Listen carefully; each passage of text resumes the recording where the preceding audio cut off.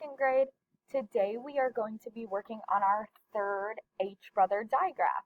So we have worked on WH, which says WA, and we have also worked on CH, which says ch.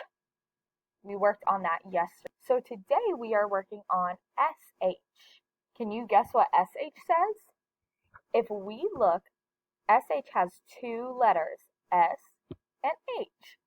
So we know that S says S and H says H. So if we put them together, you might think it says S, but that wouldn't really make sense for our words, would it? So when we say SH together, when we put them together, it says sh.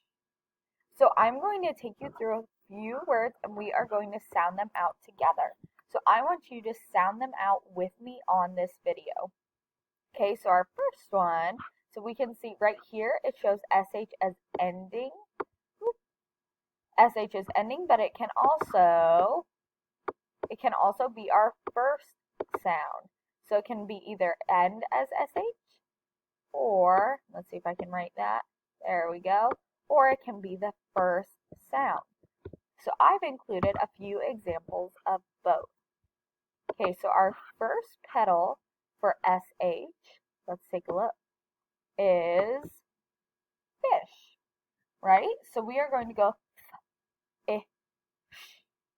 So anytime you see the SH together, we know that we need to combine them into sh, because it wouldn't make very much sense to go eh,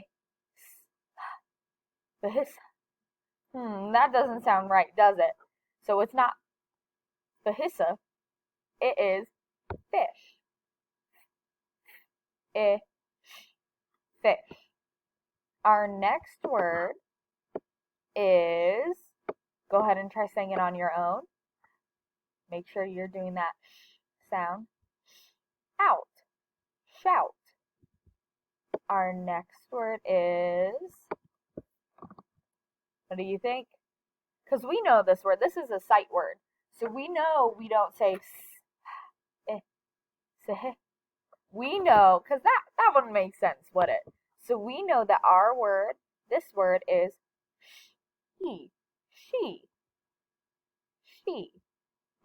Our next word is, so make sure you're sounding it out with me, shark. And then our final word is, and this has SH as an ending, just like fish. See how our first one ended in SH, our next three start with SH, and then our last one, oops, and I'm covering it up, our last one ends with SH. So our last word is brush.